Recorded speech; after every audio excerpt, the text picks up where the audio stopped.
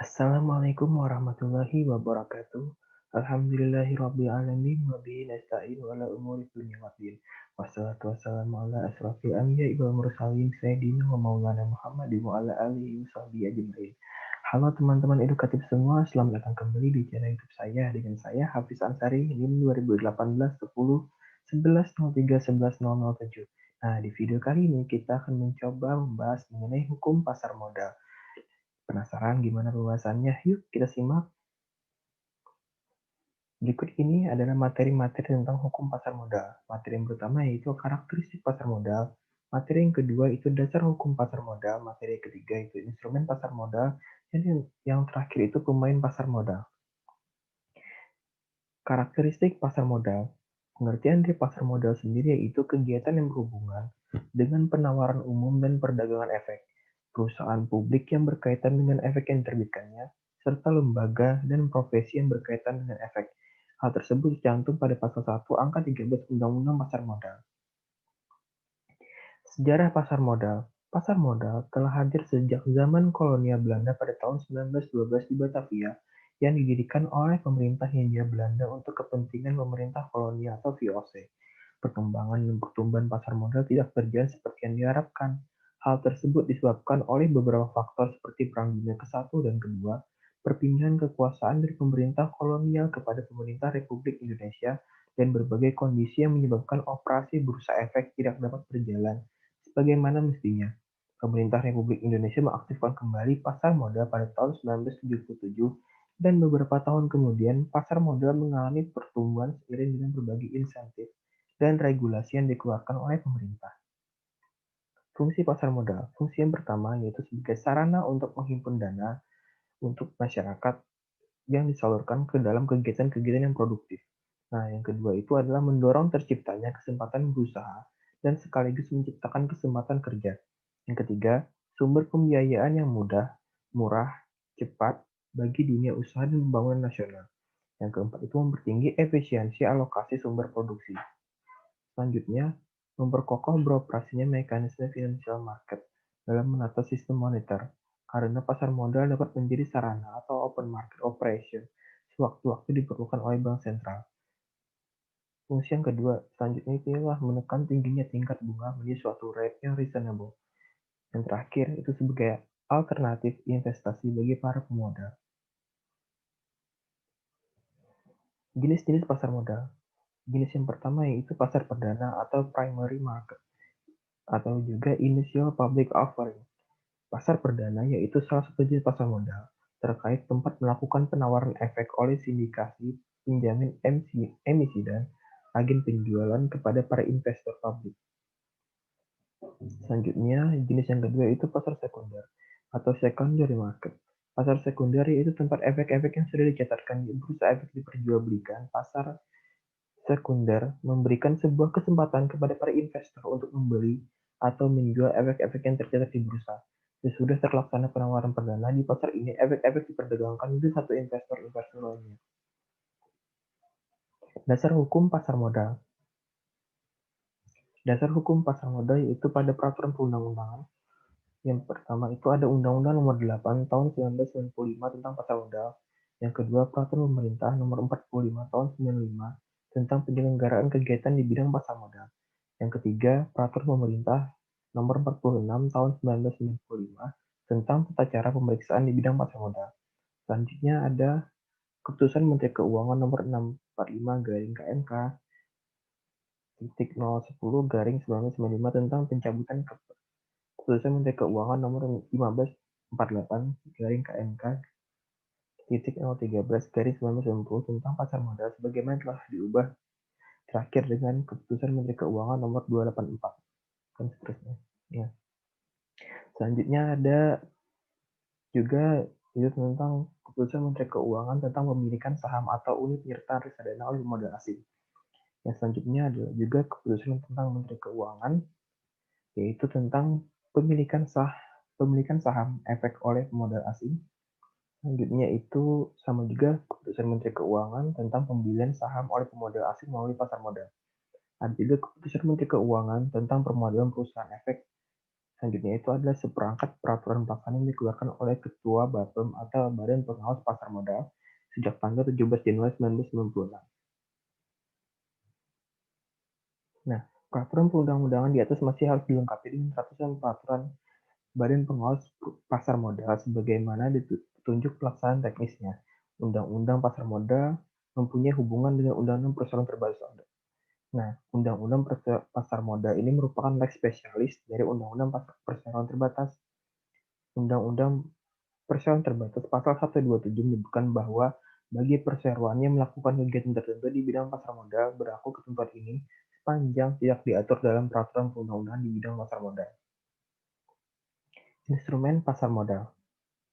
Instrumen yang pertama itu instrumen keuangan ini yang diperdagangkan di pasar modal merupakan instrumen jangka panjang, yaitu jangkauannya waktunya lebih dari 1 tahun. Nah, selanjutnya kita akan bahas ke instrumen yang pertama yaitu saham. Instrumen kedua obligasi, instrumen ketiga itu reksadana, yang keempat adalah derivatif. Kita akan langsung saja ke saham. Instrumen pasar modal yang pertama, saham. Saham dapat didefinisikan sebagai tanda penyertaan modal seseorang atau pihak atau badan usaha dalam suatu perusahaan atau perseroan terbatas. Dengan menyertakan modal tersebut, maka pihak tersebut memiliki klaim atas pendapatan perusahaan, klaim atas aset perusahaan, dan berhak hadir dalam rapat umum pemegang saham. Pemilik saham juga memiliki hak untuk mendapatkan dividen sesuai dengan jumlah saham yang dimilikinya. Perolehan dividen ini biasanya tergantung keuntungan dari perusahaan tersebut dan telah diatur sesuai dengan anggaran dasar perusahaan. Instrumen yang kedua yaitu obligasi. Obligasi merupakan surat utang jangka menengah panjang yang dapat dipindah tangankan yang berisi janji dari pihak yang menerbitkan untuk membayar imbalan berupa bunga pada periode tertentu dan melunasi pokok utang pada waktu yang telah ditentukan kepada pihak pembeli obligasi tersebut. Penerbit obligasi wajib membayarkan bunga secara rutin serta melunasi pokok pinjaman saat jatuh tempo. Banyak orang memilih obligasi sebagai medium untuk berinvestasi. Nah, keuntungan berinvestasi dalam obligasi itu antara lain aman karena keuntungan yang berupa kupon dijamin dalam jaminan Undang-Undang Nomor 24 Tahun 2002 atau Undang-Undang Nomor 19 Tahun 2008. Bunga obligasi lebih tinggi daripada deposito. Selanjutnya, mudah diperdagangkan dalam bursa efek dan di luar bursa. Dan terakhir adalah bisa menjadi agunan, misalnya surat utang negara. Instrumen yang selanjutnya yaitu reksadana. Reksadana merupakan salah satu alternatif investasi bagi masyarakat pemodal, khususnya pemodal kecil dan pemodal yang tidak memiliki banyak waktu dan keahlian untuk menghitung resiko atau investasi mereka. Mengacu kepada Undang-Undang Pasar Modal Nomor 8 Tahun 95, yaitu pada pasal 1 ayat 27 didefinisikan bahwa reksadana adalah wadah yang dipergunakan untuk menghimpun dana dari masyarakat pemodal untuk selanjutnya diinvestasikan dalam portofolio efek oleh manajer investasi. Ada 3 hal yang terkait dari definisi tersebut, yaitu pertama, adanya dana dari masyarakat pemodal, kedua, dana tersebut diinvestasikan dalam portofolio efek, dan ketiga, dana tersebut dikelola oleh manajer investasi. Dengan demikian, dana yang ada dalam reksadana merupakan dana bersama para pemodal, sedangkan manajer investasi adalah pihak yang dipercaya untuk mengelola dana tersebut. Instrumen yang terakhir adalah derivatif.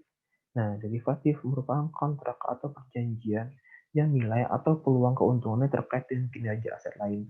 Aset lain ini disebut sebagai underlying asset. Efek derivatif merupakan efek turunan dari efek utama, baik yang bersifat penyertaan maupun utang. Efek turunan dapat berarti turunan langsung dari efek utama maupun turunan selanjutnya. Nah, dalam pengertian yang lebih khusus, derivatif merupakan kontrak finansial antara dua atau lebih pihak-pihak guna memenuhi janji untuk membeli atau menjual aset atau komoditis yang dijadikan sebagai objek yang diperdagangkan pada waktu dan harga yang merupakan kesepakatan bersama antara pihak penjual dan pihak pembeli. Adapun nilai di masa mendatang dari objek yang diperdagangkan tersebut sangat dipengaruhi oleh instrumen induknya yang ada di spot market. Derivatif yang terdapat di bursa efek adalah derivatif keuangan atau financial derivative. Derivatif keuangan merupakan instrumen derivatif di mana variabel-variabel yang mendasarinya adalah instrumen-instrumen keuangan yang dapat berupa saham, obligasi, indeks saham, indeks obligasi, mata uang, tingkat suku bunga, dan instrumen-instrumen keuangan lainnya. Pemain pasar modal. Nah, di sini kita bisa melihat struktur pasar modal itu, lihat situ ada Menteri Keuangan, selanjutnya adalah Badan Pengawas Pasar Modal, dan ada bursa efek. Ada perusahaan efek yang mana di sini ada penjamin emisi, perantara pedagang efek, manajer investasi, terus juga ada lembaga penunjang seperti Biro Administrasi Efek Kustodian, Wali Amanat, Memberikan Efek, profesi penunjang juga ada akuntan, konsultan hukum, penilai, dan notaris. Pemodal itu ada pemodal domestik dan pemodal asing. Emiten yaitu perusahaan publik atau reksadana. Nah, di sini kita akan membahas mengenai emiten. Nah, emiten sendiri merupakan perusahaan yang menawarkan sekuritas, yaitu dengan menerbitkan dan menjual sekuritas atau obligasi, saham luaran, dan sekuritas lainnya secara umum kepada publik untuk mengeluarkan modal atau dana tambahan. Dalam melakukan penjualannya, emiten dapat memilih dua macam instrumen pasar modal, yaitu bersifat kepemilikan atau utang. Nah, jika bersifat kepemilikan, maka surat berharga yang diterbitkannya adalah saham. Jika yang dipilihnya adalah utang, maka surat berharga yang diterbitkannya adalah obligasi. Selanjutnya itu ada investor. Nah, investor adalah pemodal yang akan membeli atau menanamkan modalnya di perusahaan go public yang akan melakukan penjualan surat-surat berharga. Pemodal yang berlaku sebagai investor dapat merupakan perorangan atau sebuah badan perusahaan. Pihak investor dapat berasal dari dalam negeri dan luar negeri. Investor yang bermaksud menanamkan modalnya ke suatu perusahaan sebelum membeli atau menanamkan modalnya, investor tersebut melakukan analisis terhadap perusahaan tersebut, prospek emiten, dan lain-lain.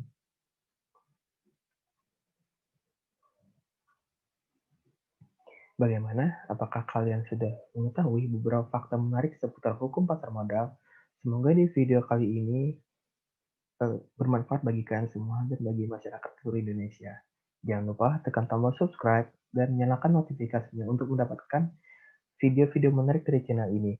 Akhirul kalam, subhanakallahumma wa bihamdik, asyhadu an la ilaha illa anta astaghfiruka wa atubu ilaik. Wallahu muwaffiq ila aqwamit thoriq. Wassalamualaikum warahmatullahi wabarakatuh. Sampai jumpa kembali di video selanjutnya. Terima kasih.